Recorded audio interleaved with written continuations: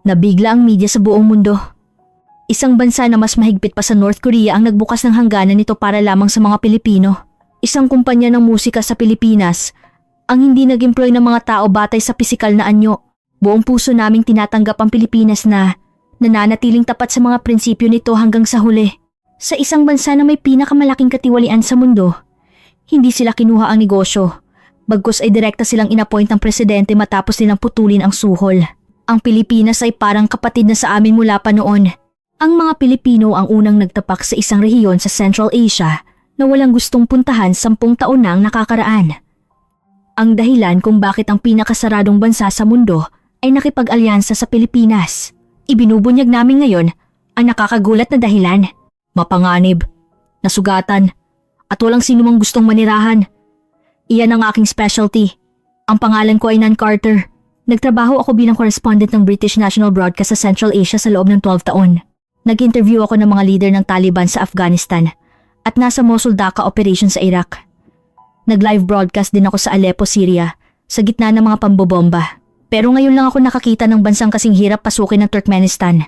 Nagsumiti ako ng 14 na aplikasyon bilang mamamahayag. At 14 beses din akong tinanggihan.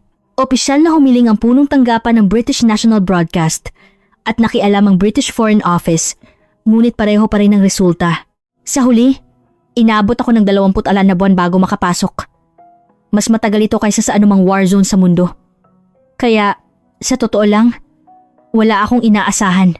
Sinabi kasi sa akin ng editor-in-chief, "Carter, pumunta ka sa Turkmenistan." Sinasabing kontrolado ng mga kumpanya ng Pilipinas ang bansang iyon. Nagkakagulo ang Chinese media. Nagduda ako. Ang Pilipinas, isang maliit na arkipelago na may populasyong 120 milyon. Ano ang makokontrol nito sa gitna ng Central Asia? Akala ko, marahil ay nagbebenta lang sila ng ilang Pinoy Tech analog ng Sony smartphones. Pero natuklasan kong lubos akong nagkakamali. Dumating ako sa Ashgabat International Airport. Iba na ang pakiramdam mula nang bumaba ako sa eroplano.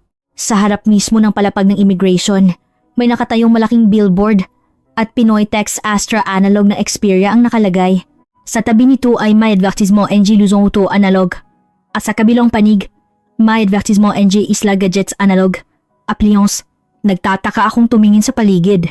Akala ko, nasa Ninoy Aquino International Airport, naya ako ng Maynila. Nang dumaan ako sa immigration, tinanong ako ng opisyal habang tinitingnan ang aking pasaporte. "Pilipino po ba kayo?" Sumagot ako sa Ingles. "Hindi, British." Tumango ang opisyal at sinabi, "Maraming Pilipino ang pumupunta rito para sa negosyo." Iyon ang unang clue na narinig ko sa bansang ito. Sumakay ako sa taxi. Ang driver ay mga huling bahagi ng 50s at may pamilyar na melodiya ang tumutugtog sa radyo. Tala ni Sarah Geronimo ang umalingaw sa taxi ng Turkmenistan. Sinasabayan ng driver ang melodiya. Mukhang hindi niya alam ang lyrics, pero perpekto ang rhythm. Nagtanong ako, "Gusto niyo ba ang musikang Pilipino?" Tumingin sa akin ang driver sa rearview mirror at itinaas ang kanyang hinlalaki. "Pilipinas, Pinoy Tech, Luzon Auto, magaling." Nang makarating ako sa lungsod, nawalan ako ng salita. Ang tanawin sa harapan ko ay iba sa anumang lungsod na nakita ko na. Lahat ng gusali ay puti. At walang katapusang purong puting gusali na gawa sa marmol ang sunod-sunod. Presidential Palace, gusali ng Intelligence Agency, luxury hotels, at apartment buildings. Lahat ay kumikinang na puti. Nalaman ko sa bandang huli na ang lungsod na ito ay nakarehistro sa Guinness Book of World Records. Ang record para sa pinakamaraming puting marmol na istruktura sa isang lungsod. Ang bilang ay umabot sa 543, pero ang tunay na shock ay dumating pagkatapos. Sa dingding sa labas ng mga gusali, malinaw na makikita ang mga pangalan ng kumpanya. Philbuild, Maconstruct, Analog ng Shimizu, Taisei. Nagsimula akong magbilang mula sa loob ng sasakyan. Dumaan kami sa lungsod. At 23 na signboard lang ng kumpanya ng Pilipinas ang pumasok sa paningin ko. 8 lang ang Chinese, 5 ang Russian, at 2 lang ang Turkish. Ang Pilipinas ang nangungunang number 1. Ipinagmamalaki ng driver na sinabi, "Ang gusaling iyon ay itinayo ng Philbuild. Iyan din ay Philbuild. Iyon ay Pinoy Tech." Hindi ako agad naniwala, kaya nagtanong ako, bakit napakaraming kumpanya ng Pilipinas? Nagkibit balikat ang driver at maikling sumagot, Maganda ang gawa ng Pilipinas at tumutupad sila sa pangako. Dumating ako sa hotel, 5-star hotel. Pagpasok ko sa lobby, agad kong nakita ang isang sign. Itinayo ng PhilBuild, ang staff sa front desk. Habang tinutulungan ako sa check-in, ay nagsabi ng kaparehong kwento. Ang hotel na ito ay itinayo din ng Pilipinas. Marami kaming bisitang Pilipino. Nagtanong ulit ako, madalas bang pumunta ang mga Pilipino? Tumango ang staff. Maraming negosyante, ang mga empleyado ng construction at energy companies ay dumarating linggo-linggo. Nang gabing iyon, nagpadala ako ng una kong ulat sa punong tanggapan mula sa aking hotel room. Ang impormasyon ay totoo. Hindi, mas matindi pa ang sitwasyon kaysa sa impormasyon. Ang Turkmenistan ay isa sa pinakasaradong bansa sa mundo. Pero kontrolado ng mga kumpanya ng Pilipinas ang skyline ng bansa. Hindi lang ito usapin ng negosyo. Malinaw na may espesyal na nangyayari. Tinitigan ko ang screen ng laptop ko at nag-isip, ano ba talaga ang nangyayari? Bakit pinili lang ng napakasaradong bansang ito ang Pilipinas? Mas malapit ang China, mas pamilyar ang Russia, at ang Turkey ay parehong lahi. Kaya, bakit Pilipinas? At kinabukasan, nagsimula akong kumilos para hanapin ang sagot, ang 543 na puting gusali. Nais kong makita mismo kung sino ang nagtayo ng mga ito at kung bakit Pilipinas. Pero ang katotohanan na hinarap ko ay mas nakakagulat kaysa sa aking naisip.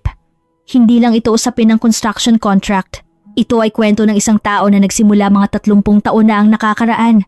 At ang ugat nito ay bumabalik pa sa 30 taon na ang nakakaraan. Kinabukasan, haharapin ko ang nakakagulat na katotohanan. 80% ng 543 na gusali. Kailangan kong kumpirmahin mismo kung ano ang ibig sabihin ng numerong iyon. Paglabas ko ng hotel, may isang guide na naghihintay sa akin. Isang opisyal na guide na itinalaga ng gobyerno.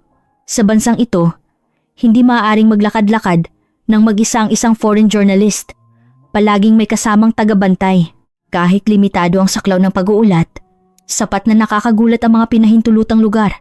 Ang pangalan ng guide ay Marcus, isang lalaking lampas 40 anyos at napakahusay mag-Ingles. Saan niyo po gustong magsimula?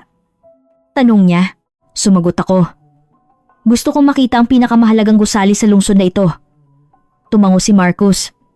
Kung gayon, magsimula tayo sa Presidential Palace. Sumakay kami sa sasakyan at nagtungo sa sentro ng lungsod.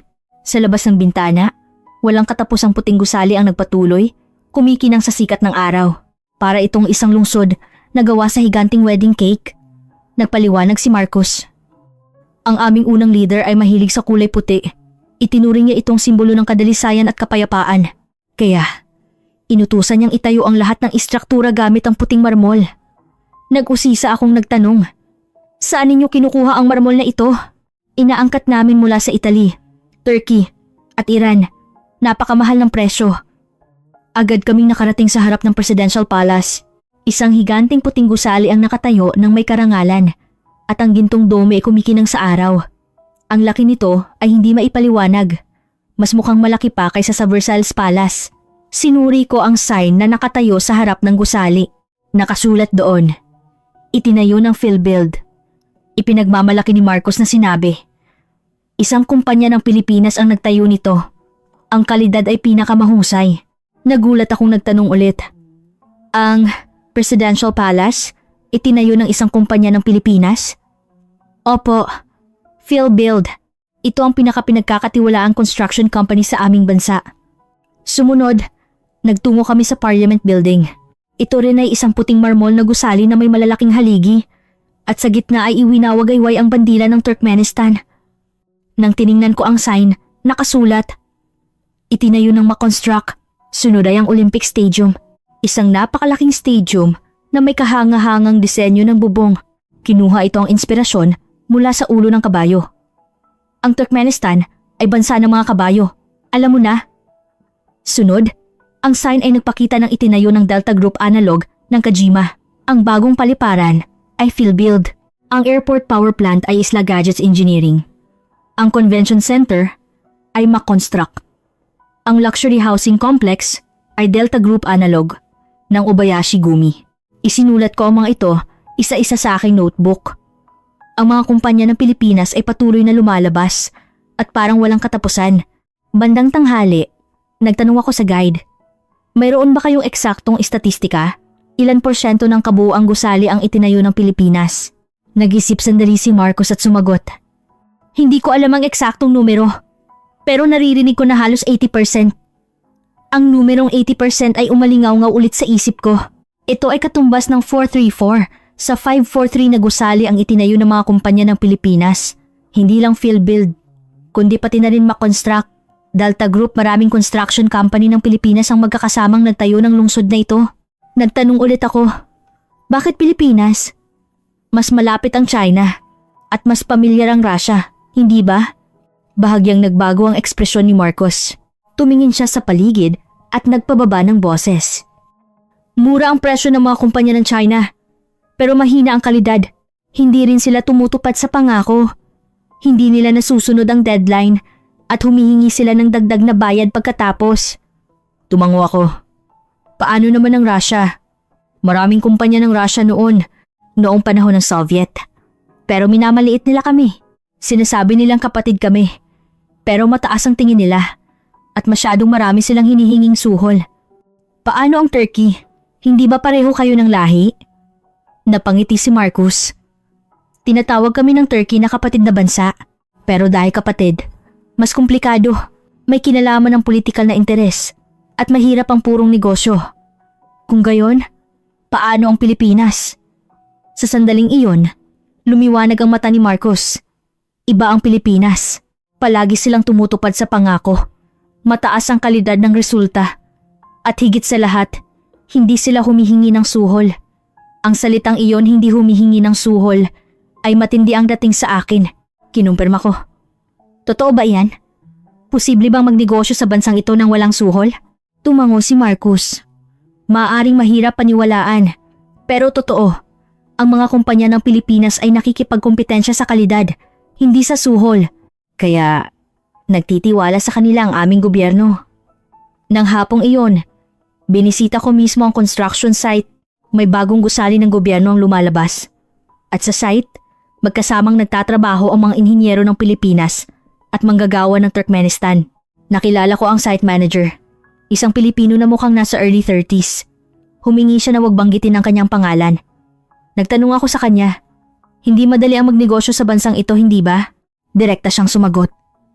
Hindi madali. Pero nananatili kami sa aming prinsipyo. Sinusunod namin ang deadline na ipinangako at palagi naming nakakamit ang kalidad na ipinangako. Iyan ang aming paraan. Nagtanong ulit ako. May naghiningi na ba sa inyo ng suhol? Nag-atubili siya sandali at tumango. Mayroon. Noong una, napakarami. Pero tinanggihan namin lahat. Patakaran kasi ng kumpanya. Noong una, napakahirap.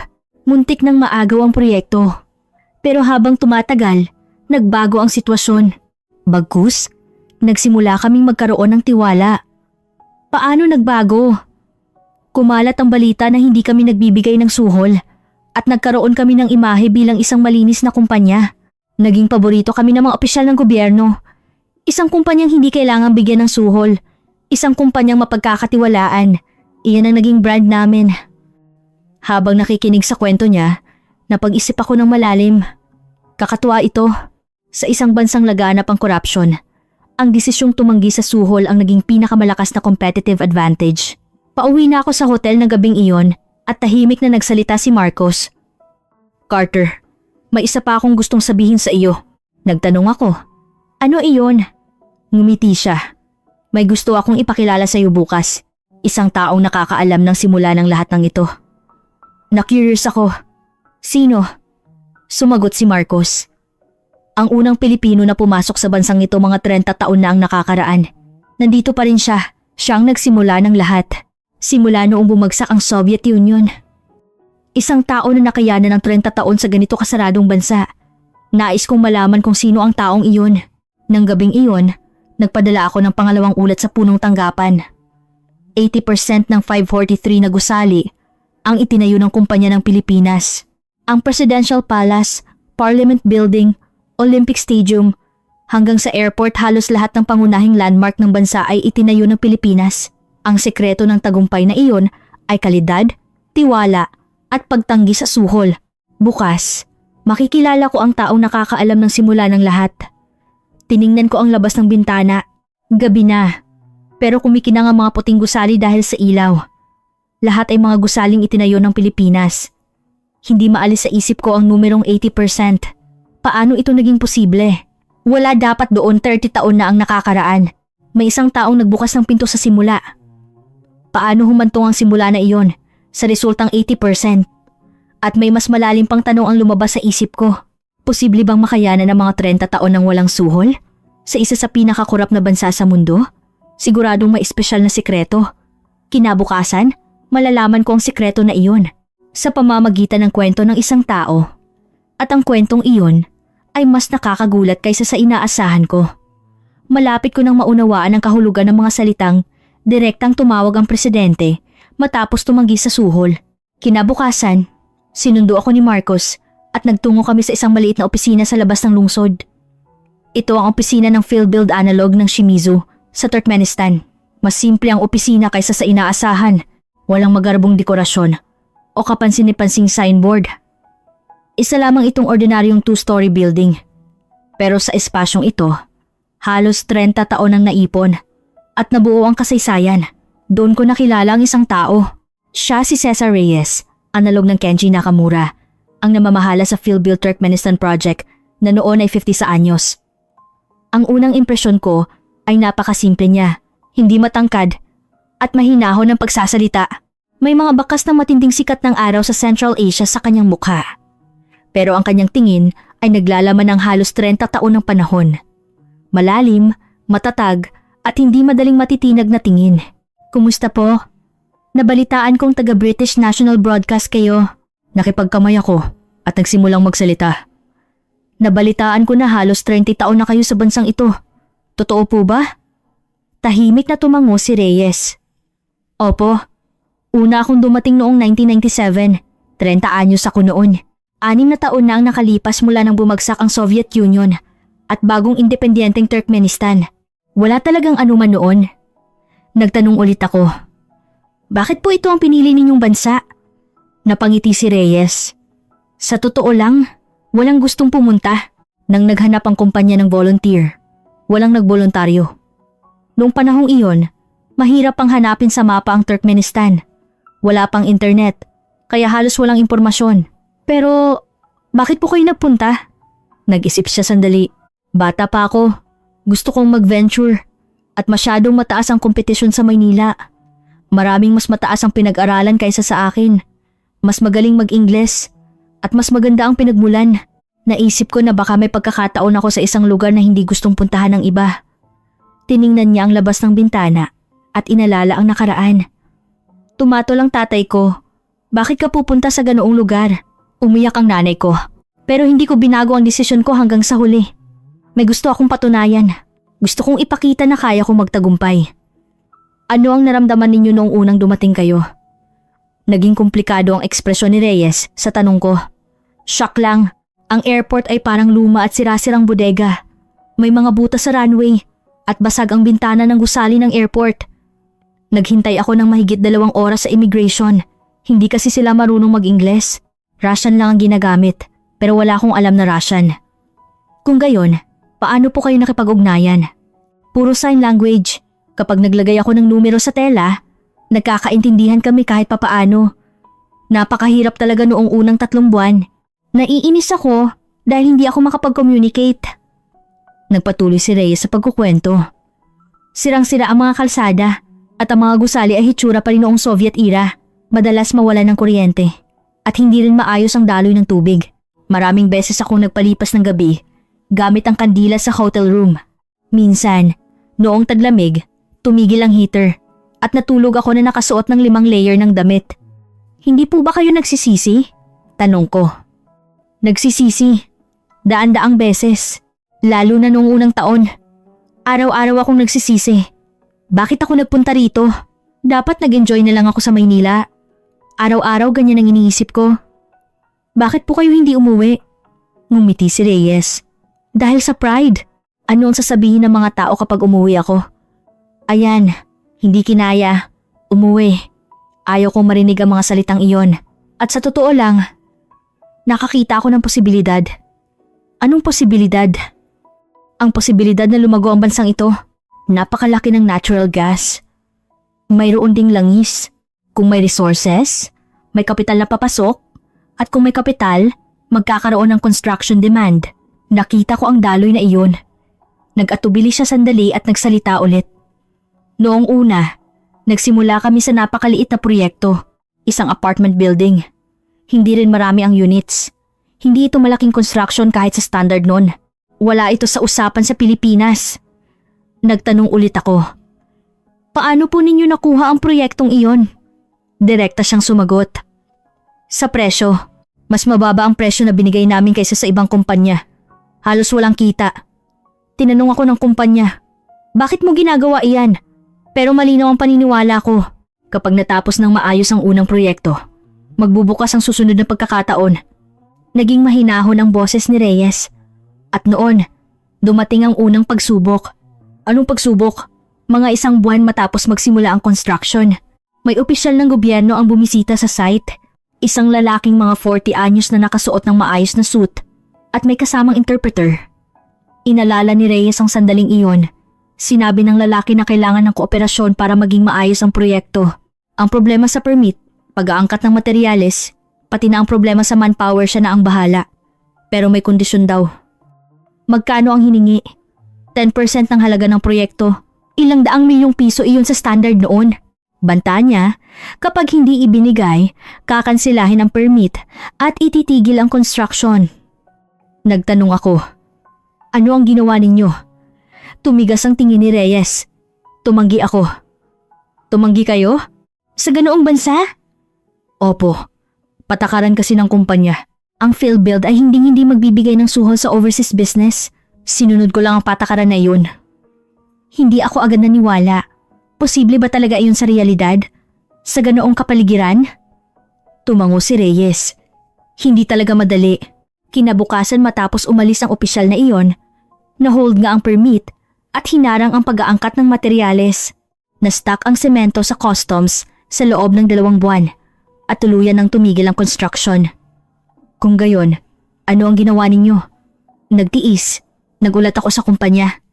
At sinabi rin ng kumpanya na sundin ang prinsipyo. Wala kaming nagawa kundi maghintay. Sa loob ng 3 buwan, walang ginawa ang mga tao sa site kundi umupo at maghintay. Mapait na ngumiti si Reyes.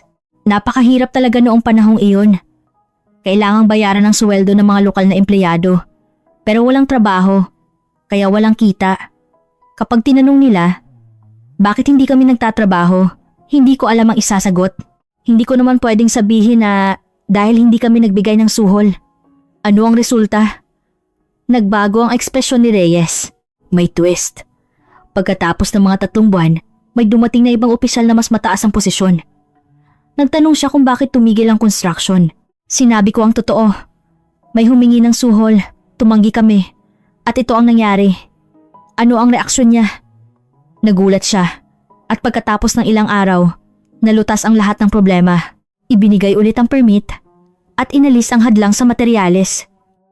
Nalaman ko sa bandang huli na ang opisyal na humingi ng suhol ay inilipat sa ibang departamento. Nagtanong ako, paano ito naging posible? Ang katotohanan na hindi kami nagbigay ng suhol ay naakyat sa report. Sa prosesong iyon, lumabas ang problema.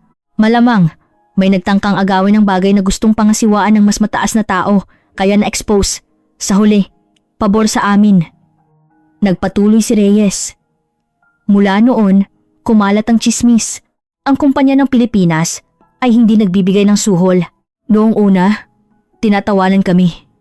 Paano ka magninegosyo ng walang suhol? Ganyan ang reaksyon. Pero habang tumatagal, nagbago ang atmosfera. Anong pagbabago? Nagkaroon kami ng imahe bilang isang malinis na kumpanya. Hindi rin tanga ang gobyerno ng bansang ito. Alam nilang kapag may suhol, magiging komplikado ang bagay dahil hindi nila alam kung sino ang kumikita sa daan. Pero ang kumpanya ng Pilipinas, walang ganoong bagay, kaya ang buong halaga ng kontrata ay inilalagay sa construction. Natural lang na magiging maganda ang kalidad. Tumango ako. Nagdagdag si Reyes at may isa pang pangyayaring naging decisive. Ano po iyon? Nang matapos ang apartment building, Natapos ito ng 2 linggo, bago ang nakatakdang petsa at napakaganda ng kalidad, tuwang-tuwa ang mga umukupa. Pero may problema. Anong problema? Sa proseso ng post-completion inspection, may nakitang tumutulo sa tubo. Malinaw na pagkakamali sa construction. Agad akong nagulat at pinili ang desisyon. Seryosong sinabi ni Reyes. May 2 pagpipilian. Ang isa ay magkunwari na hindi alam. Tapos na ang warranty period, kaya hindi na naming responsibilidad. Pero pinili ko ang ibang daan. Aminin ng tapat ang pagkakamali at ayusin ng walang bayad. Paano po ninyo hinarap? Inayos namin. Libre. Tinanong ako ng kumpanya kung bakit ko ginawa iyon. Pero sigurado ako, kapag nagtipid ako ng gastos ngayon, mas malaking tiwala ang mawawala sa akin sa hinaharap. Ano ang resulta? Lumiwanag ang mata ni Reyes. Ito ay naiulat sa gobyerno. Ang kumpanya ng Pilipinas ay hindi nagtago ng sarili nilang pagkakamali. Inamin ito at inayos ng libre. Nag-iwan iyon ng napakalaking impresyon. Bihira kasi ang ganoong bagay sa bansang ito. Karaniwan, iniiwasan ang responsibilidad o humihingi ng dagdag na bayad. Nagpatuloy si Reyes. Mula noon, hindi na huminto ang mga kahilingan para sa proyekto. Pangalawa, pangatlo, pang-apat, at lumaki ng lumaki ang scale at dumating ang decisive moment. Kailan po? Ang bidding para sa Presidential Palace Project. Nakikinig ako ng mabuti. Noong panahong iyon, nagpaplano ang gobyerno ng Turkmenistan na magtayo ng 3 presidential palace, mga gusaling magiging simbolo ng bansa. Ang mga kumpanya mula sa China, Turkey, Russia at France ay lumahok sa bidding. Lahat ay mas malalaking kumpanya kaysa sa amin. Sumali ba ang PhilBuild? Opo, sumali. Pero sa totoo lang, wala kaming malaking inaasahan. Masyadong maliit ang scale ng aming kumpanya. At mas mataas ang presyo namin. Ang ibang kumpanya ay nagbigay ng presyo na 20% na mas mababa kaysa sa amin. Pero, ngumiti si Reyes. Kami ang nanalo. Paano iyon naging posible? Nalaman ko sa bandang huli. Na direktang inutusan ng presidente. Ipinagawa raw sa kumpanya ng Pilipinas. Ang dahilan, sinabi niya, kumpanyang hindi tumatanggap ng suhol, kaya mapagkakatiwalaan. Nagulat ako. Isang ironiya. Sa isang bansang laganap ang katiwalian. Ang pagtanggi sa suhol ang nagbigay sa kanila ng tiwala ng pinakamataas na pinuno. Nagpaliwanag si Reyes. Kung iisipin, natural lang. Isipin mo ang sarili mo na nasa posisyon ng presidente. Kapag ipinagawa mo ang presidential palace sa isang kumpanyang nakikipagpalitan ng suhol, hindi mo alam kung sino ang kumikita sa daan at natural lang nabababa ang kalidad. Pero kapag ipinagawa mo sa isang kumpanyang hindi tumatanggap ng suhol, ang buong halaga ng kontrata ay inilalagay sa construction, kaya garantisado ang kalidad.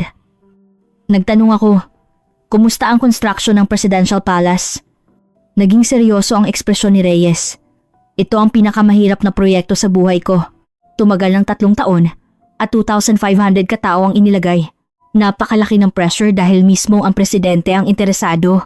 Anong pressure? Kailangang magulat ng progreso ng construction linggo-linggo.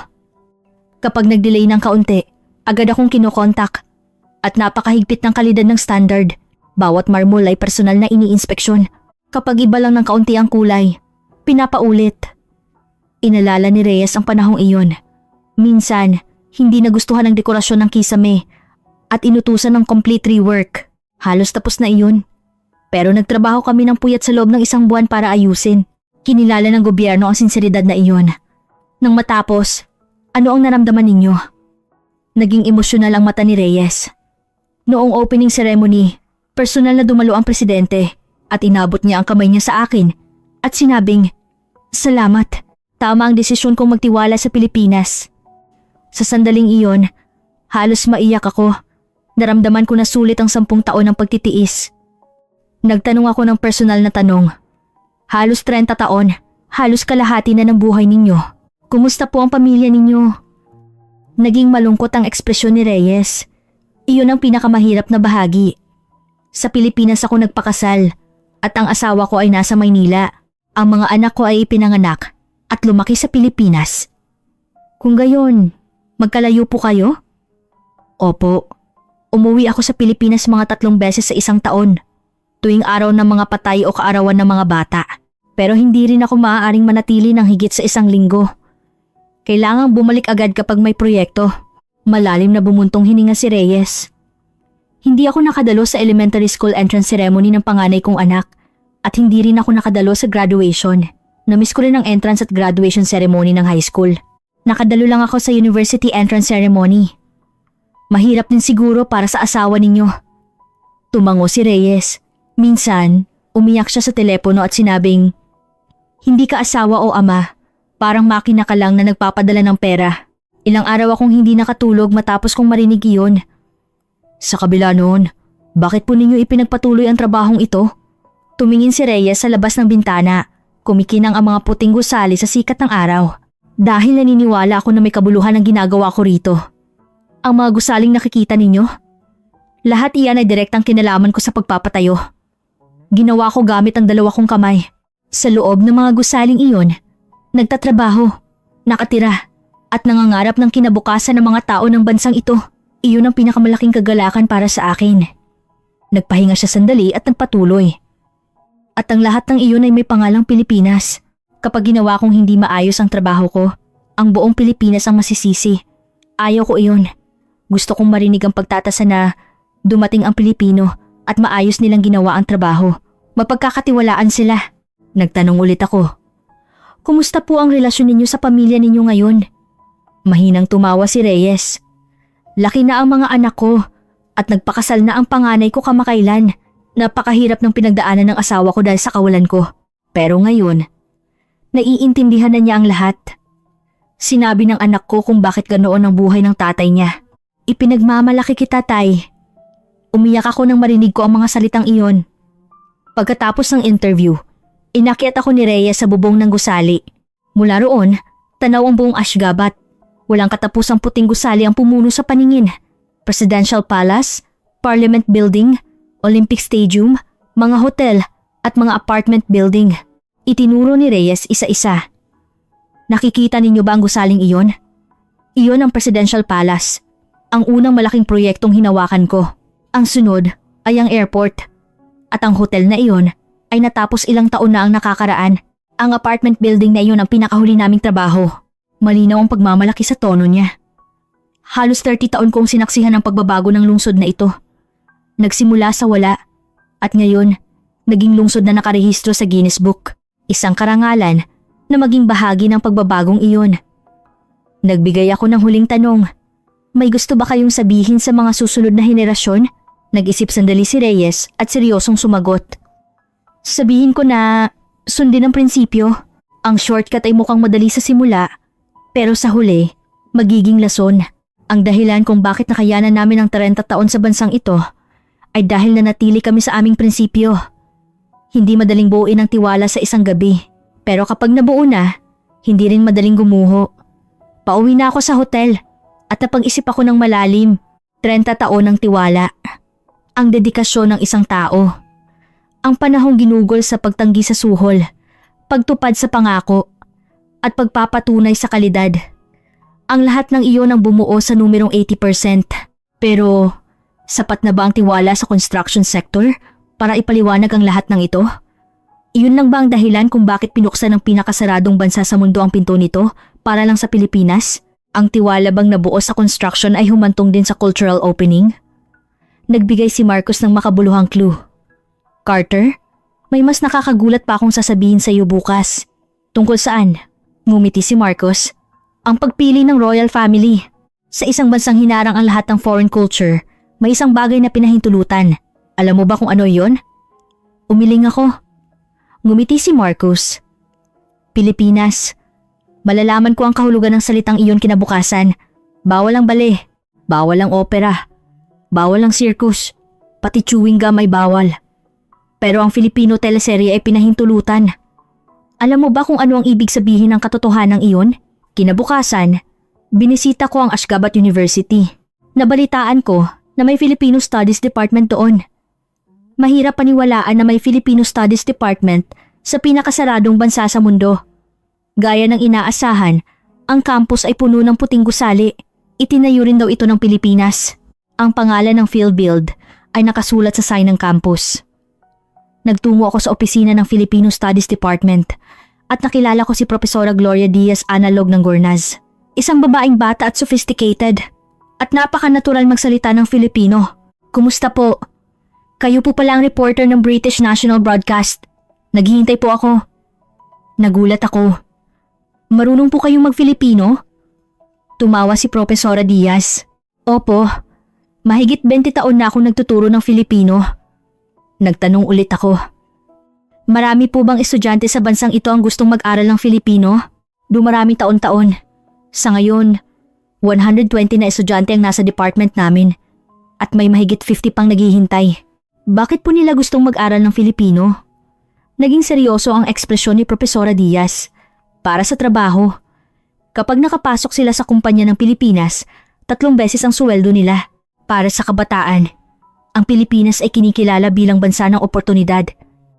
Nagtanong ako ng mas malalim na tanong. Pero mahigpit po bang nililimitahan ng bansang ito ang foreign culture? Paano po pinahintulutan ng Filipino education? Tumango si Profesora Diaz. Napakagandang tanong. Sasabihin ko sa inyo ang kwento. Kinuha niya ang isang lumang pahayagan mula sa likod ng bookshelf. Kilala niyo ba ang aming unang presidente? Si Niyazov. Tumango ako. Si Turkenbashi, ang ama ng mga Turkmen. Siya ay kilala bilang isa sa pinakakakaibang diktador sa mundo. Paliwanag ni Profesora Diaz. Napakakaibang tao si Presidente Niyazov. Gumawa siya ng buwan na ipinangalan sa kanya. At gumawa din siya ng tinapay na ipinangalan sa kanyang ina. Sa library, ang libro lang niya ang pwedeng ilagay. Alam ko na iyon. Ang runama, ang aklat ng kaluluwa. Ang aklat na kailangang basahin ng lahat ng mamamayan. Kasama pa nga ang ilalaman nito sa driving license test. Nagpatuloy si Profesora Diaz. Pero mas extreme ang cultural policy niya kaysa roon. Ipinagbawal niya ang bale dahil hindi raw masculine ang lalaking nakasuot ng tutu. Ipinagbawal din niya ang opera dahil foreign culture daw. Bawal din ang public performance. Pati chewing gum ay bawal. Chewing gum? Opo. Ang dahilan, para raw panatilihing malusog ang ngipin ng mga kabataan. Nagutos siya magkaroon ng mapuputing ngipin sa halip na chewing gum. Nagulat ako. Pero ang lahat ng ito ay totoo. Nagtungo si Profesora Diaz sa pangunahing punto. Pero may isang kakaibang bagay. Hindi ipinagbawal ang Filipino teleserye at musika. Bakit po? Walang opisyal na dahilan. Pero may espekulasyon. Nagpababa ng boses si Profesora Diaz. Ang Pilipinas ay hindi banta. Anong ibig sabihin? Tingnan mo ang China. Isang kalapit bansa na may 1/4 bilyong populasyon. May kakayahan silang lamunin kami sa ekonomiya. Isang malaking banta. Paano ang Russia? Sila ang naghari sa amin sa loob ng 70 taon. Bahagi kami ng Soviet Union. May malalim na trauma. Paano ang Turkey? Sinasabi nilang kapatid na bansa. Pero magkalaban kami sa politika. Gusto nilang mag-exert ng impluensya. Sabi ni Profesora Diaz. Pero iba ang Pilipinas. Malayo. At maliit ang scale. Hindi kami ino-occupy. At hindi rin nagtangkang mag-occupy. Pero isang bansang matagumpay. Hindi ba lumago sila mula sa isang sirang bansa patungo sa isang developed na bansa sa loob ng 16 taon? Para sa amin, ligtas sila at marami kaming matututunan. Sa sandaling iyon, naunawaan ko, ang Pilipinas ay isang success model na walang banta. Nagdagdag si Profesora Diaz. Pareho ang pag-iisip ng kasalukuyang presidente. Personal na bumisita si Presidente Berdimuhamedov sa Pilipinas bilang state guest. Hindi rin opisyal na bumisita ang kanyang mga anak sa Pilipinas. Bumisita sa Pilipinas ang royal family? Opo, walang opisyal na pahayag. Pero alam ng lahat dito, may chismis na ilang buwan na malagi ang anak ng presidente sa Maynila. Nagulat ako. Ang pinakasaradong royal family sa mundo ay nagbukas ng pinto nito sa Pilipinas. Tumawa si Profesora Diaz. Ang Pilipinas ay may espesyal na posisyon sa bansang ito. Ang tanging banyagang bansa na tinatanggap, hindi nakakatakot gaya ng China, hindi mapang-api gaya ng Russia, at hindi politikal gaya ng Turkey. Isang bansa na gumagawa lang ng magagandang produkto, tumutupad sa pangako at tahimik na nagtatrabaho. Iyan ang imahe ng Pilipinas. Bandang tanghali, ipinakilala sa akin ni Profesora Diaz ang mga nagtapos na bumisita sa department. Isang dosenang kabataan ang nagtipon at nagpakilala sila sa Filipino. Kumusta po? Ako si Ayla. Nagsimula akong mag-aral ng Filipino dahil gusto ko ang Filipino teleserye. Nagtatrabaho ako ngayon sa Isla Gadgets. Ako si Ben. Nagtatrabaho ako sa Pinoy Texas Sales. Ako si Carla. Gusto ko ang OPM at fan ako ng isang Pinoy pop group. Nagtatrabaho ako sa Luzon Auto. Ang kanilang pagbigkas ay mas mahusay kaysa sa inaasahan ko. Nagtanong ako kay Ayla. Nakapunta na ba kayo sa Pilipinas? Sumagot si Ayla. Hindi pa, pero gusto ko talagang pumunta. Maynila, Makati, Pasig River. Narinig ko na may training opportunity sa kumpanya at excited ako. Bakit gusto mong pumunta sa Pilipinas? Lumiwanag ang mata ni Ayla. Ang Pilipinas ay bansa ng pangarap. Malinis, maunlad, at maraming oportunidad. Sana maging tulad ng Pilipinas ang bansa namin. Labis akong naantig sa mga salitang iyon. Ang kabataan ng pinakasaradong bansa sa mundo ay tinatawag ang Pilipinas na bansa ng pangarap. Paglabas ko ng universidad, huling sinabi ni Propesora Diaz. Carter, may isa pa akong gustong sabihin sa iyo. Ano po iyon? Ang relasyon namin sa Pilipinas ay hindi lang nagtatapos sa construction. May mas malaking proyekto pa ang kasalukuyang ginagawa. Anong proyekto? Ngumiti si Propesora Diaz. Enerhiya. Isang plano na may potensyal na baguhin ang kinabukasan ng bansang ito. Ang Turkmenistan ay pang-apat sa mundo sa natural gas reserve. Pero hindi nila ma-export ng sapat ang malaking gas na iyon dahil nakatali sila sa pipeline structure ng China at Russia. Ang Pilipinas ang nagbigay ng solusyon? Kailangan kong kumilos para sa mas malalim na kwento.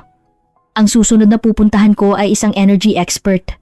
Ang pang-apat na pinakamalaking gas reserve sa mundo pero halos walang market na mapagbebentahan. Kontrolado ng China ang pipeline at matindi ang pressure sa presyo. Ang Russia ay naging kalaban. Sa isang bansang nawawala ng daan, nag-alok ang Pilipinas ng bagong opsyon. Kinabukasan, nakilala ko ang energy expert. Siya si Ricardo Ocampo Analog ng Merdan Bayramov, dating energy secretary at ngayon ay consultant ng Turkmengas. Isang maginoo na may edad na 67. Mahusay mag-Ingles at Russian si G. Ocampo. Nag-aral daw siya sa Moscow noong panahon ng Soviet. Para maunawaan ang problema ng Turkmenistan, kailangan tingnan ng mapa. Itinuro niya ang mapa na nakasabit sa dingding. Kami ay isang landlocked country. Walang daan palabas sa dagat. May Caspian Sea, pero hindi ito dagat sa international law, kundi lake. Kaya, para mag-export ng natural gas, kailangang dumaan sa ibang bansa. Tiningnan kong mabuti ang mapa. Ang Turkmenistan ay napapalibutan ng Iran, Afghanistan, Uzbekistan at Kazakhstan at nasa silangan ng China at nasa hilaga ang Russia. Nagpatuloy si G. Ocampo. Sa ngayon, 80% ng export ng gas namin ay sa China dahil may pipeline na konektado sa kanila. Iyon ba ang problema? Napakaseryosong problema. Dahil ang China lang ang bumibili, wala kaming bargaining power sa presyo. Kailangan naming ibenta sa presyong ibinibigay ng China. Ang presyong iyon ay 30% na mas mababa kaysa sa international market price. Nag-compute ako sa isip ko. Ang laki ng pagkalugi ay hindi maipaliwanag. Nagpatuloy si G. Ocampo, paano ang Russia? Noong nakaraan, may pipeline din sa Russia. Itinayo noong Soviet era. Pero tinigil ng Russia ang pag-aangkat. Naging kalaban kami dahil sila rin ay gas exporter. Wala na bang ibang ruta? May daan sa Europe sa pamamagitan ng Iran. Pero ang Iran ay nasa ilalim ng international sanction. Hindi ito magagamit sa realidad. May ruta na pinaplano sa India sa pamamagitan ng Afghanistan. Pero walang progreso dahil sa isyu sa seguridad.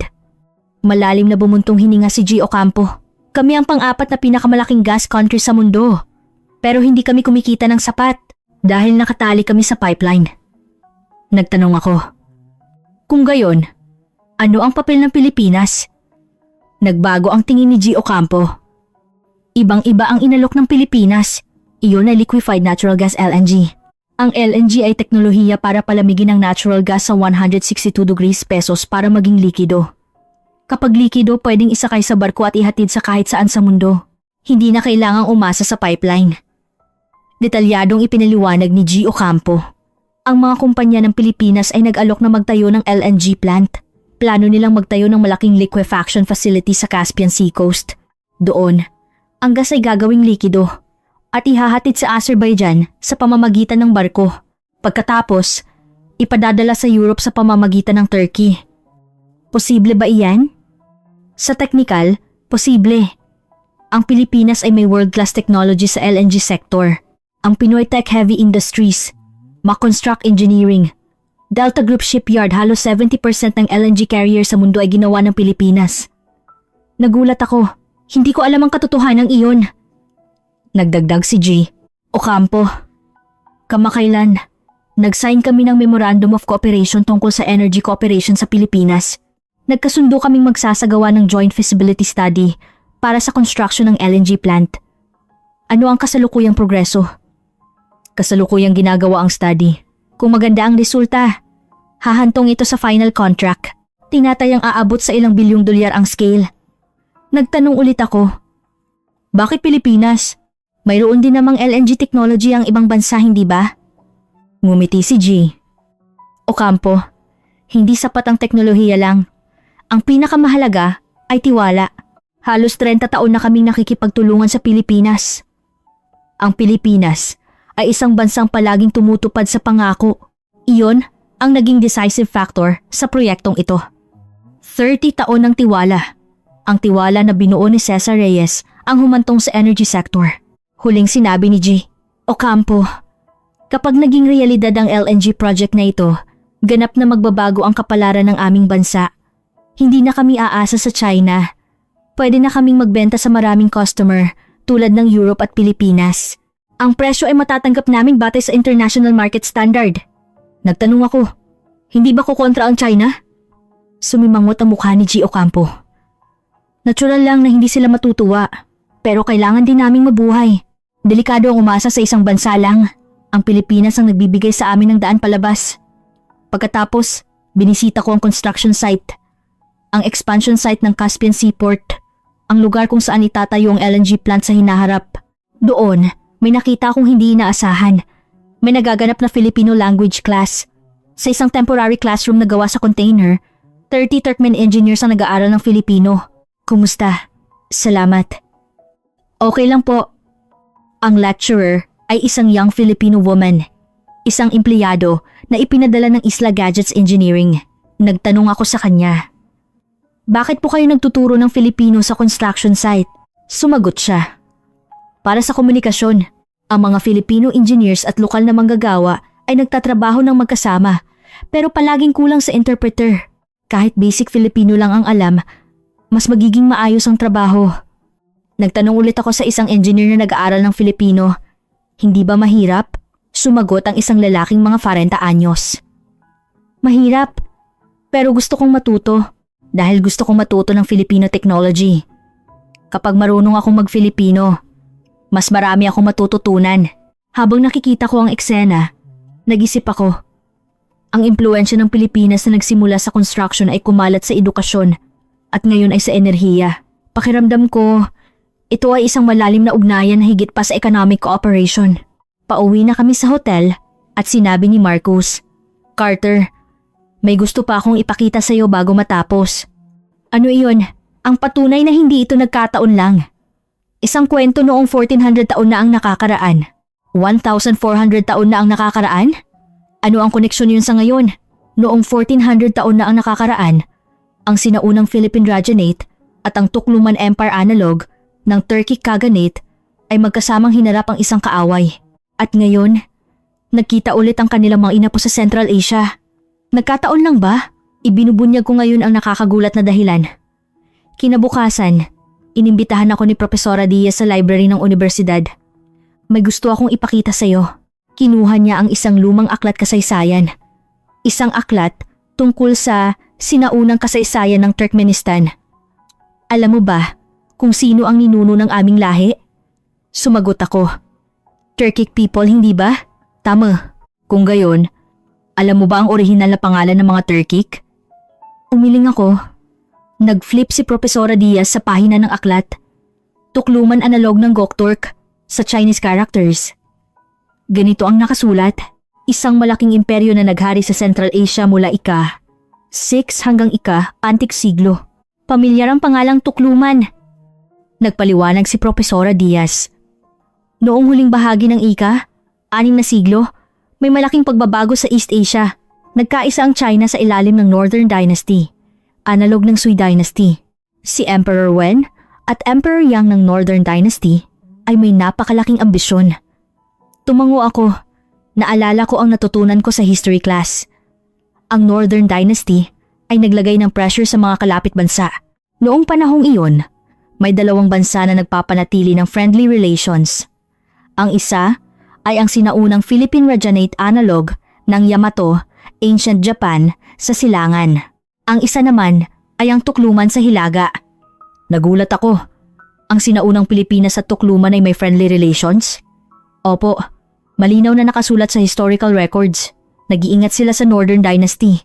Noong 612 AD, nang inatake ni Emperor Yang ng Northern Dynasty ang isang kalapit na kaharian analog ng Goguryeo na may 1.13 milyong tropa, ang presensya ng Tukluman ay malaking pasanin sa Northern Dynasty.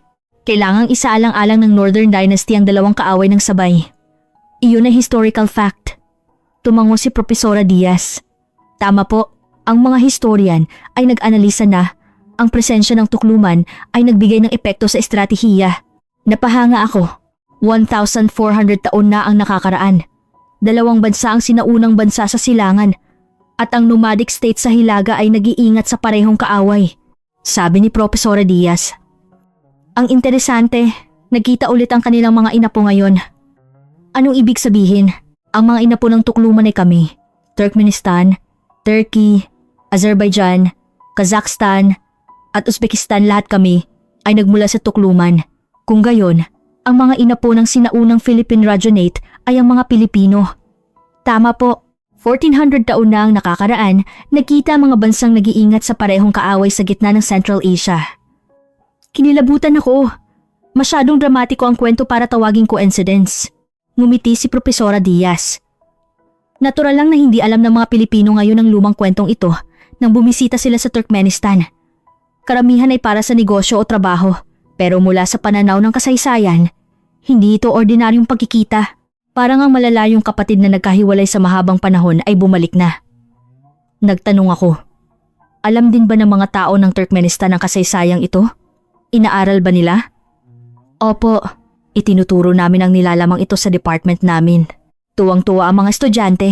Labi silang naantig sa katotohanan ang Pilipinas. At kami ay konektado na noon pa man. 1,400 taon na ang nakakaraan. Nagtanong ulit ako kay Ayla, ang nagtapos na nakilala ko kanina. Alam mo ba ang kasaysayang ito? Tumango si Ayla. Opo, natutunan ko noong college. Nagulat talaga ako. Ang Pilipinas ay hindi lang isang malayo na bansa, kundi isang kapatid na konektado na noon pa man.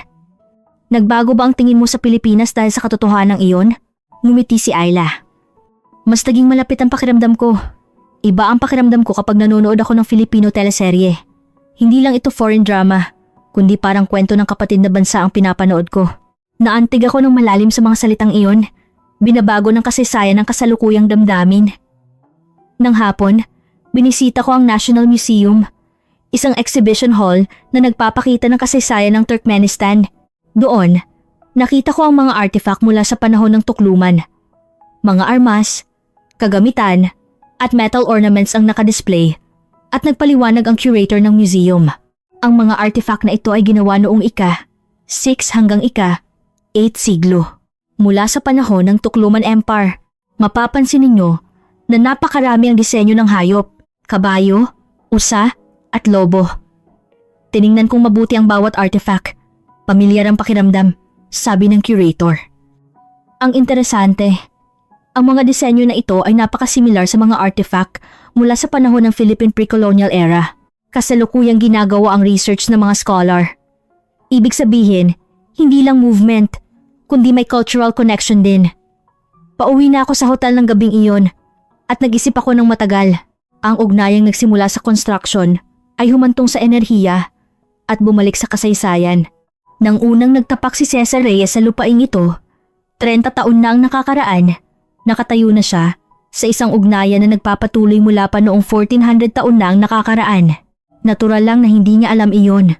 Ang ekspresyong malalayong kapatid ay hindi maalis sa isip ko. Nagkataon lang ba ito? O kapalaran na itinakda? May mga tao pa akong kailangang makita bago ako umalis.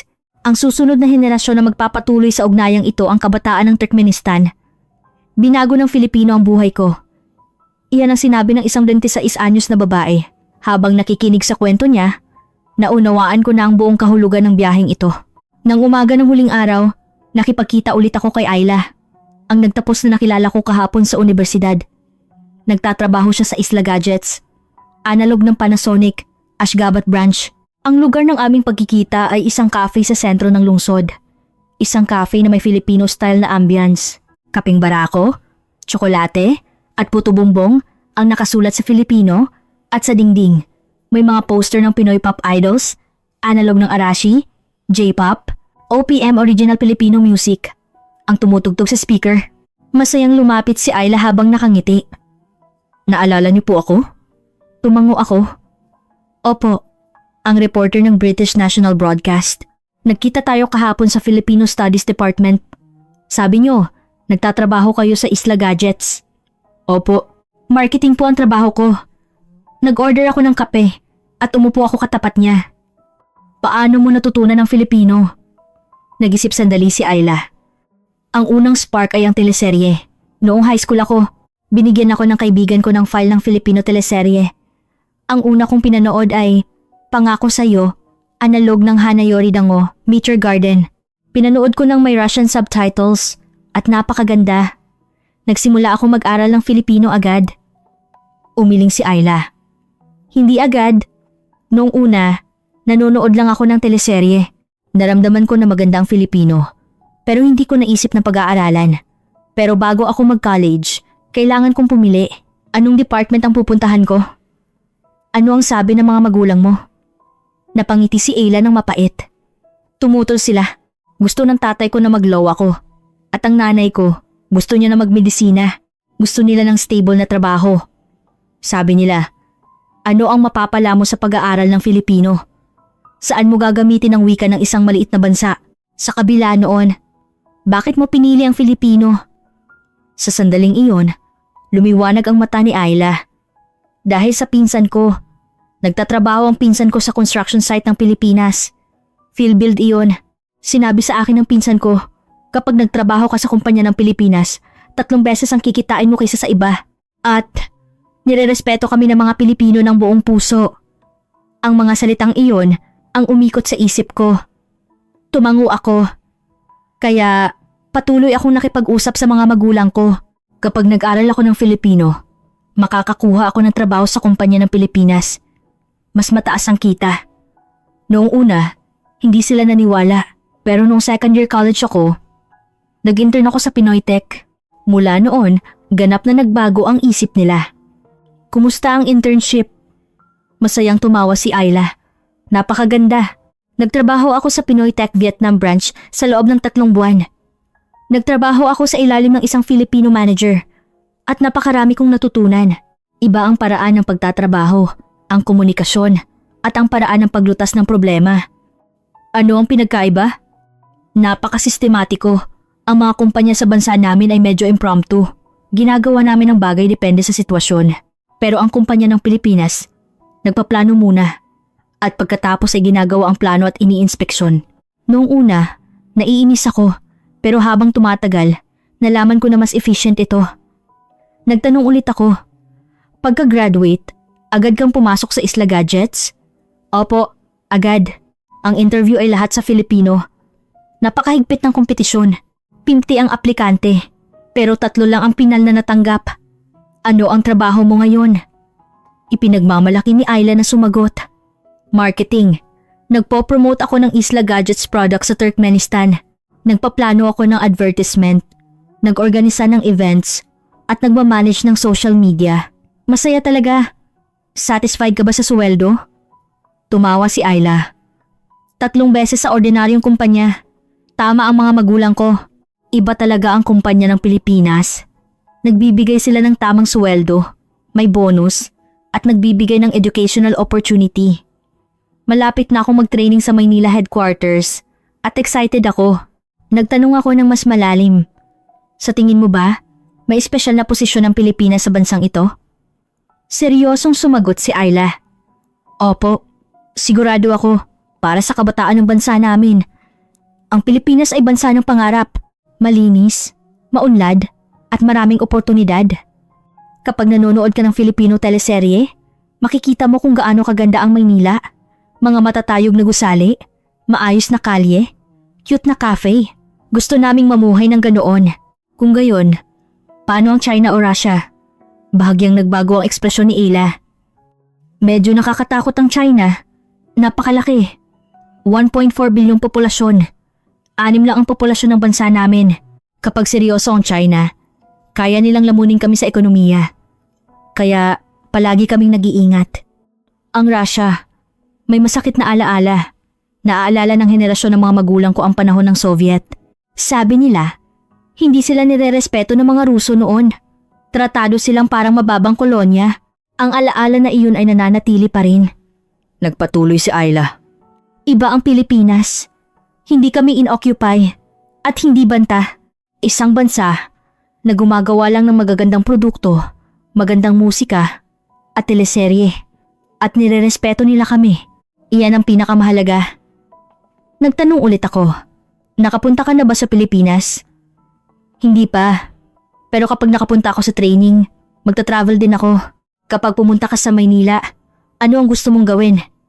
Lumiwanag ang mata ni Ayla na parang bata. Gusto kong pumunta sa Makati. Nakita ko sa teleserye. Napakaraming cosmetic store doon. Gusto ko ring pumunta sa Pasig River. Gusto kong kumain ng chicken. Analog ng fried chicken. Street food. Habang pinapanood ang Pasig River. Gusto ko ring pumunta sa pambansang museo. Gusto ko ring magpicture na nakasuot ng barot saya analog ng kimono. Tumawa siya at nagdagdag. At gusto ko ring pumunta sa concert ng Pinoy Pop Group. Fan ako. Gusto ko silang lahat. Ngumiti ako. Ang kabataan sa pinakasaradong bansa sa mundo ay nangangarap ng Maynila. Gustong makita ang Pinoy Pop Group at kumain ng chicken sa Pasig River. Paglabas ko ng cafe, nakipagkita ako sa ibang kasamahan ni Ayla. Si Ben ay isang 28 anyos na lalaki. Nagtatrabaho siya sa sales sa Pinoy Tech. Nag-aral ako ng Filipino noong college. Ang unang layunin ko ay magkatrabaho. Pero habang nag-aaral, nahilig ako sa Filipino culture. Teleserye, pelikula, musika, gusto ko lahat. Kumusta ang magtrabaho sa kumpanya ng Pilipinas? Nag-isip sandali si Ben at sinabing, sa totoo lang, mahirap. Marami ang trabaho. Madalas mag-overtime. Pero patas, kapag nagtrabaho ka ng husto, sigurado kang ma-appreciate. Magpo-promote ka at tataas ang sweldo mo. Hindi yun madali sa mga kumpanya sa bansa namin. Hindi ka magpo-promote kapag walang palakasan. Si Carla ay isang 24 anyos na babae. Nagtatrabaho siya sa Luzon Auto Branch. Nagsimula akong mag-aral ng Filipino dahil sa OPM. Fan ako ng isang Pinoy pop group. Nagsimula lang ako na gusto kong malaman ng lyrics. Pero naging trabaho ko na. Ano ang impresyon mo sa Pilipinas? Masayang tumawa si Carla. Ang role model ko. Hindi ba mas mahirap pa ang Pilipinas kaysa sa amin 16 taon na ang nakakaraan? Nakaranas din sila ng digmaan. Pero ngayon, isang marangal na developed country. Mayroon silang Pinoy Tech, Luzon Auto, Isla Gadgets, world-class companies, at mayroon din silang mga artistang kilala sa buong mundo tulad ng Pinoy Pop Group. Naniniwala ako na kaya rin namin iyon. Nang hapon, bumalik ako sa Filipino language classroom sa construction site. Ang container classroom na nakita ko kahapon. Ngayon, tapos na ang klase. 30 engineers ang nakaupo sa desk at nag-aaral ng Filipino. Kumusta? Salamat. Ingat, ang pagbigkas ay medyo hindi pa maayos. Pero ramdam ko ang passion. Pagkatapos ng klase, nakipag-usap ako sa ilang engineers. Si Batiar, analog ng Bakhtiar, isang 45 anyos na engineer, ang nagsimulang magsalita. 15 taon na ako nagtatrabaho sa construction site. Mga 5 taon na ako nakikipagtulungan sa kumpanya ng Pilipinas. Bakit ka nag-aaral ng Filipino? Seryosong sumagot si Bakhtiar. Gusto kong makipag-usap ng direkta sa mga Filipino engineers. Kapag dumaan sa interpreter, nagbabago ang subtle nuance. Halimbawa, kapag sinabi ng Filipino engineer na konting-konti na lang ang interpreter, ay itinatranslate lang na dagdag pa. Pero hindi mo alam kung gaano karami ang konting-konti, hindi ba? Kapag direkta kang nakipag-usap, walang misunderstanding na mangyayari. Ano ang pinagkaiba ng kumpanya ng Pilipinas sa ibang kumpanya? Nag-isip sandali si Batiar at sinabing, napakamaingat. Binibigyan nila ng pansin pati ang maliliit na detalye. Noong una, naisip ko, bakit ang higpit nila? Akala ko, sapat na. Pero sinasabi ng Pilipino na hindi. Kaya mo pang pagandahin. Noong una, na-frustrate ako. Pero habang tumatagal, nalaman ko na tama iyon. Kaya, maganda ang kalidad. Si Doblan, analog ng Dovran. Isang young engineer na 20 anyos ang nagdagdag. Tinuturuan ko ng Filipino ang anak ko. Tinuturo ko sa kanya ang natutunan ko pag uwi. 7 taong gulang na siya. Pero kaya na niyang sabihin na kumusta at salamat. Bakit mo tinuturuan ng Filipino ang anak mo? Seryosong sumagot si Doblan. Para sa kinabukasan. Sa tingin ko, mas magiging maganda ang relasyon ng Pilipinas at bansa namin. Mas maraming kumpanya ng Pilipinas ang papasok. Kapag marunong siyang mag-Filipino, mas maraming oportunidad. Gusto kong magkaroon ng mas magandang buhay ang anak ko kaysa sa akin. Labis akong naantik sa mga salitang iyon. Ang ugnayan sa Pilipinas ay nagpapatuloy sa iba't ibang henerasyon. Nakipag-usap din ako sa Filipino teacher. Siya si Maria Sanchez, analog ng Sato Miki, isang Filipino woman na nasa early 30s. Gaano na kayo katagal nagtuturo rito? Sumagot si Maria. 2 taon na. Ipinadala ako ng Isla Gadgets Engineering. Kumusta ang magturo ng Filipino sa construction site? Ngumiti si Maria. Napakagaling. Napaka-enthusiastic ng mga estudyante. Pagkatapos ng trabaho, kahit pagod, pumupunta sila ng 1 oras para mag-aral. Napakaganda talaga ng passion nila. May pinaka-memorable ka bang estudyante? Nag-isip sandali si Maria at sinabing, si G. Bakhtiar. Siya yung in-interview nyo kanina. Hindi ba? Siya ang pinaka-enthusiastic. Siya ang pinakamatanda, pero siya ang pinakaunang dumarating at pinakahuling umuuwi. Minsan, tinanong ko siya kung bakit siya ganoon ka-enthusiastic. Sabi niya, ayaw kong magpahuli sa mga bata. Napangiti ako sa kwentong iyon. May isa pa akong alaala. Kamakailan, nagkaroon kami ng maliit na event noong Filipino Language Day. Pinagawa ko ang mga estudyante na magsulat ng sulat sa Filipino, kahit mali ang grammar. Basta isulat lang nila ng malaya. May sulat si G. Doblan doon. Ano ang nakasulat? Naging emosyonal ang mata ni Maria. Pilipinas salamat. Anak kinabukasan maliwanag. Mali ang grammar, pero direkta ang sinseridad. Sa sandaling iyon, naramdaman ko na may kabuluhan talaga ang ginagawa ko rito. Nang hapon, nakipagkita ulit ako kay Cesar Reyes. Ang huling interview, ang aming pagkikita ay sa hotel kung saan siya unang tumuloy noong dumating siya sa Turkmenistan. Matanda na ang gusali ngayon, pero espesyal ito para sa kanya. Dito ako unang tumuloy. Halos 30 taon na ang nakakaraan. Noon, ito ang pinakamagandang lugar sa lungsod. Ngayon, mukhang luma na. Dahan-dahan akong tumingin sa paligid. Isang lumang Soviet-style na gusali, nagbabalat ang pintura at may mga nawawalang letra sa signboard. Ano ang nararamdaman ninyo habang inaalala ang halos 30 taon? Tahimik na tumingin si Reyes sa labas ng bintana. May mga puting gusali na nakikita sa malayo. Ang mga gusaling siya mismo ang nagtayo. Parang nananaginip ako. Nang dumating ako rito noong una, ang lungsod ay isang walang laman na parang wala ring anuman sa lugar ng Presidential Palace na nakikita ninyo. Isang parang nang napuno ng alikabok. Nagpatuloy si Reyes. Tingnan mo ngayon. Puno na ng puting gusali, hindi ba? 543 daw lahat. Ang karamihan niyan ay kami ang nagtayo. 19 na gusali lang ang direktang kinalaman ko. Napakalalim na pag-iisip. Ano ang pinaka-memorable na sandali? Ngumiti si Reyes. Maraming eksena ang lumalabas sa isip ko. Noong nakipagkamay sa akin ng presidente sa opening ceremony ng Presidential Palace. Halos maiyak ako noon. Noong nakita ko ang unang eroplano na lumapag sa airport opening ceremony, naging emosyonal ako. Nag-isip siya sandali at nagdagdag. Pero may iba pang sandali na hindi ko malilimutan. Kamakailan lang, pauwi na ako sa hotel ng gabing iyon at may isang kabataan ang nakakita sa akin. Isang engineer na nagtatrabaho sa site. Lumapit ang kabataan at sinabing, nanginginig ang boses ni Reyes. Salamat po. Nagtrabaho ako sa site na ito.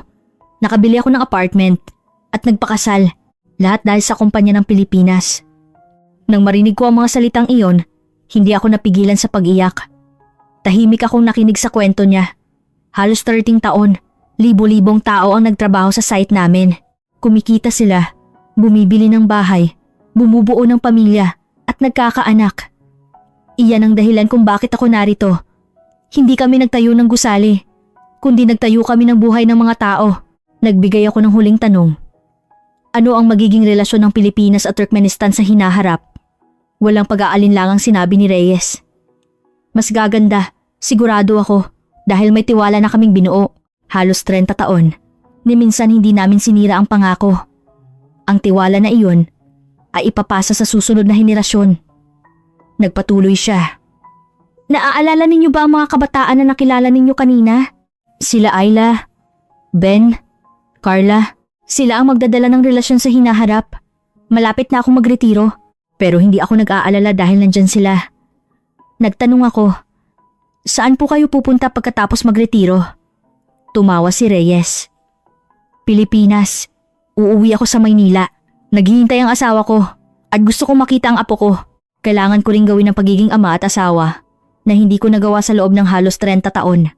Tumingin ulit siya sa labas ng bintana at sinabing, pero paminsan-minsan, babalik ako rito. Sigurado akong mamimiss ko ang lungsod na ito. Dahil narito ang aking kabataan. Pauwi na ako sa airport. At muli akong tumingin sa labas ng bintana. Ang mga puting gusali ay kumikinang sa gintong kulay sa paglubog ng araw. 80% ng 543 na gusali ang itinayo ng Pilipinas. Ang desisyon ng isang tao, 30 taon na ang nakakaraan ng nagbunga ng napakalaking bunga. Si Ayla na nangangarap ng Maynila. Si Dobla na nagtuturo ng Filipino sa anak niya. Ang halos 30 taon na binuo ni Cesar Reyes lahat ng eksena ay konektado. Bago ako sumakay sa eroplano, huli kong tiningnan ang paligid. Ang advertisement ng Pinoy Tech ay kumikinang sa immigration floor ng airport. Nakita ko ang advertisement ng Luzon Auto at may advertisement din ng Isla Gadgets. Ang airport na ito ay itinayo din ng Pilipinas. Isang bansa na mas mahirap pasukin kaysa sa North Korea. At bawal ang lahat ng foreign culture. Pero ang Pilipinas ay naroroon sa lahat ng sulok. Walang isang putok ng baril at walang isang sundalo ang ipinadala. Tumupad lang sila sa pangako, nagpatunay sa kalidad at nagtayo ng tiwala. Iyon lang ang nagbukas ng pinakasaradong pinto sa mundo. Iyan ang kapangyarihan ng Pilipinas ngayon, hindi kapangyarihan ng sandata o kapital, kundi ang kapangyarihan ng tiwala at ang kapangyarihan ng pagtupad sa pangako. 1,000 tadang taon na ang nakakaraan. Ang sinaunang Philippine Rajanate at ang Tukluman Empire ay nag-iingat sa parehong kaaway. At ngayon, nagkita ulit ang ugnayang iyon sa gitna ng Central Asia, ang pagbabalik ng malalayong kapatid. At ang kwentong ito ay nagsisimula pa lang.